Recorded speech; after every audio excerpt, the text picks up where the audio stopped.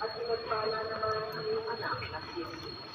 Santa Maria, Ina ng Diyos, panalangin mo kami makasalanan, ngayon at kung kami namamatay. Amen.